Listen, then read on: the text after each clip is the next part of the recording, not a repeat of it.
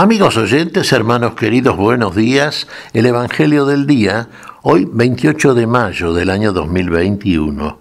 Aquí estamos Patricia y Miguel, este matrimonio cristiano, dispuestos a leer y comentar este Evangelio.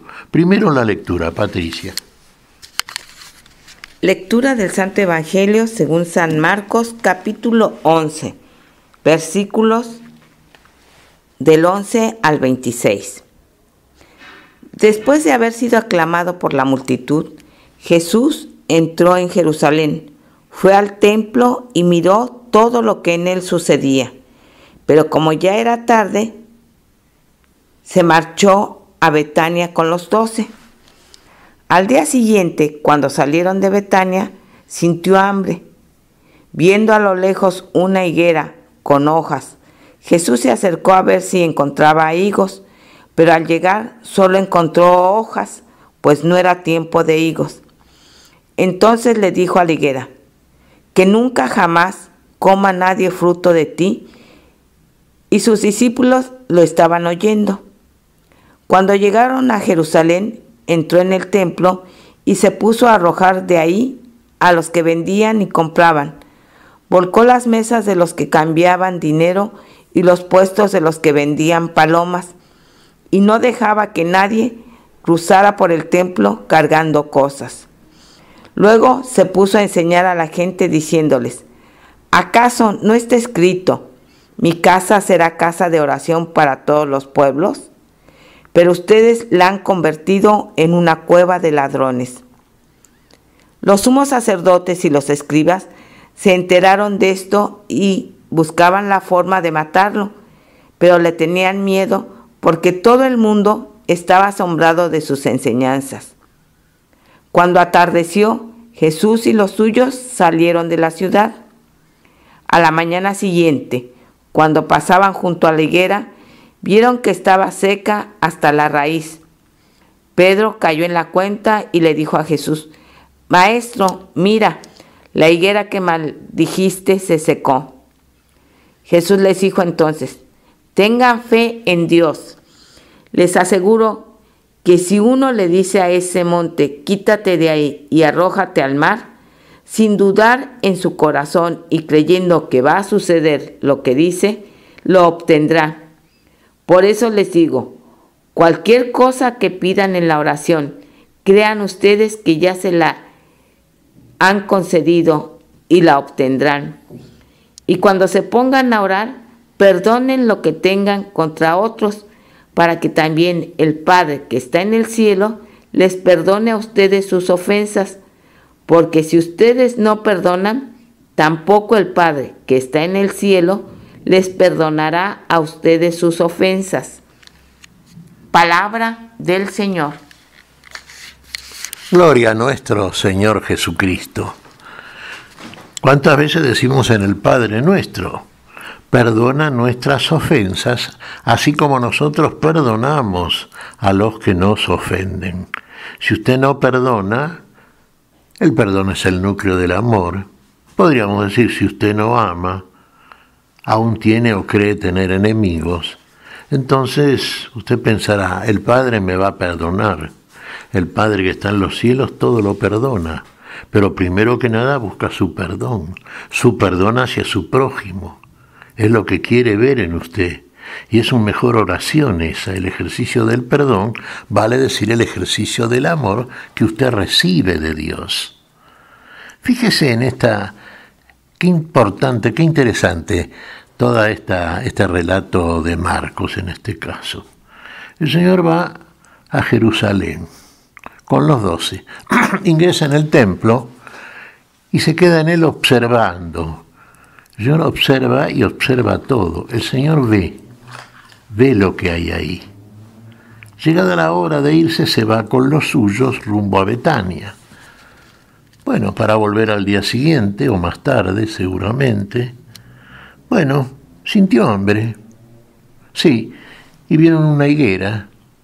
Y el Señor se acercó a tomar del fruto de la higuera, que no tenía frutos, solamente no tenía higos, tenía hojas nada más. Y acá viene el enojo docente del Señor. Se enoja con la higuera que no da frutos. Nunca más nadie coma de ti. Claro, una especie de maldición hacia la higuera, ¿no? No tenía fruto, no había dado fruto. Bien, Pedro oyó esto y los 12 oyeron esto por parte de Jesús. Se enojó el maestro con la higuera. Bueno, pero al día siguiente volvieron, y la higuera que el Señor había maldecido estaba seca hasta la raíz. Ni raíz ni rama le quedó, Fíjese, nosotros sabemos, los cristianos, que si Dios no hubiese dejado alguna raíz, no hubiera sido posible hacer el negocio de la vida, ¿no? Algo quedó en nosotros para que el Señor reintegrase una vida que se había perdido en Adán, ¿no es cierto? Bueno, pero aquí la higuera no dio fruto y se secó. ¿Qué pasó con Israel? El pueblo que recibió de parte de Dios la ley, que recibió de parte de Dios una promesa a través de una alianza, un pacto que tenía que cumplirse. ¿Lo cumplió Israel? ¿Hizo fruto de la palabra de Dios? ¿Hizo fruto del amor de Dios? ¿Dio de comer abundantemente como da Dios a todos aquellos que tienen hambre y sed de justicia? Parece que no. Parece que la bendición de Dios hacia Israel se mostraba claramente en la parte que correspondía a los que llevaban a cabo el culto en el templo de Jerusalén. ¿Y qué vio en el templo de Jerusalén Jesús? Recordemos, la primera vez que ingresa con los suyos observa detenidamente y sale con los suyos. Después ilustra con la higuera que no da fruto lo que vio en el templo de Jerusalén, que es la figura de la conducta del pueblo elegido. No fue la conducta testimonial que Dios quería de su pueblo respecto de los otros pueblos. Entonces le es quitada la prioridad. Ya no de ese fruto. Hay otro fruto que Dios quiere de todos nosotros, Tiene que ser el fruto del amor, el fruto de una adoración verdadera a Dios. ¿Cuántas veces decimos, no es cierto, hermanos, nos enseñó Jesús? Lo repite San Pablo, somos templo del Espíritu Santo. Ni en Samaria ni en Jerusalén, le dice Jesús a la samaritana, el culto verdadero al Dios vivo. Día llegará en que los verdaderos adoradores adorarán al Padre en espíritu y en verdad. Todo ese ritual templario que se hacía en Jerusalén, que era directamente una forma hueca de adoración a Dios, ha llegado el tiempo en que cesa. Ya no más ley. Ahora viene verdaderamente el pacto que el Señor quiere con aquellos que son verdaderamente adoradores en espíritu y en verdad. Aquellos que son verdaderamente templos de Dios, del Espíritu Santo, piedras vivas de un templo espiritual donde realizar sacrificios espirituales aceptos a Dios. Ese es el templo que edifica nuestro Señor Jesucristo. No con piedra sobre piedra, sino con piedras vivas, con nosotros mismos, como miembros de ese templo, como piedras edificadas sobre la piedra angular, el fundamento que es nuestro Señor y el amor que dispensa a todos nosotros. Y en ese mismo amor somos edificados, cada uno de aquellos que verdaderamente somos piedras del templo espiritual donde la verdadera adoración a Dios se lleva a cabo. Fíjese el relato, ¿no es cierto?, cómo ilustra esto que hace el Señor. ¿Qué veía el Señor en los diversos compartimentos del templo donde se llevaban a cabo? Sí, esto con motivo de los sacrificios y de las fiestas que se llevaban a cabo, la celebración. Sí, el cambio de monedas, la venta de palomas para los sacrificios. En fin, todo algo que terminaba siendo, digámoslo con claridad y redondamente, terminaba siendo un negocio para aquellos que habían convertido al templo en lo que Jesús les dice. La casa de oración a mi Padre, termina siendo una cueva de ladrones, una casa de negocios. Y se hacía negocios, y fíjese hasta qué punto se llegaba a las aberraciones peores, naturalmente, porque una vez que se instala la costumbre, y la costumbre no es precisamente ir a rendir culto de adoración al Dios al cual se adora, se conoce y se ama, sino más bien ir a hacer un negocio por parte de aquellos que tienen, sí, a su cargo el negocio, pues son los que tienen la prioridad ahí, ¿no es cierto?, a través de lo que llamamos vulgarmente, ¿no?, el acomodo en lugares y en puestos importantes, en los cuales hacen en el templo aquello que Jesús califica como cueva de ladrones. Y efectivamente es eso. Fíjese hasta qué punto no se discriminaba, que prácticamente se separaba a paganos y a las mujeres. Parece que había algunos privilegiados que podían ingresar al templo y hacer en conformidad con lo que ellos entendían eran un culto de adoración a Dios. Toda esa hipocresía, todo eso que Dios condena, de hecho está condenado, ¿no es cierto?, y delante de Dios no es un culto de adoración ni alabanza, sino que directamente es un acto superior de hipocresía. Todo eso delante de Dios es nada, es barro, es abismo, y ahí va a parar, obviamente. Los verdaderos adoradores en espíritu y verdad. ¿Qué hace el Señor con estos que toman al templo de Jerusalén como una casa de negocios, como una cueva de ladrones, lo constituyen en una cueva de ladrones? Bueno, fíjese que el Señor acá no se anda con chiquitas, y su gesto, es un gesto agresivo el del Señor. Es un gesto en donde usted no ve de pronto el consejo, uno diría, bueno, el consejo sabio que persuade a aquellos que están haciendo algo que no está bien para que se arrepientan y salgan de todo esto. No, merece la reprensión que hace el Señor esto. Lo que llamaríamos en términos veterotestamentarios la santa ira. El Señor lo saca. Vuelca las mesas de los cambistas, al piso con esas monedas, con ese dinero miserable, que en definitiva es el acto de adoración de todos estos hipócritas. Echa a los mercaderes del templo, no tienen por qué estar ahí. Es una casa de oración, no cueva de ladrones. Limpia el templo el Señor, expulsa todo aquello que no es de Dios, ni para la adoración de Dios, ni Dios quiere. Todo lo que no quieren nosotros. Fíjese este acto por parte del Señor.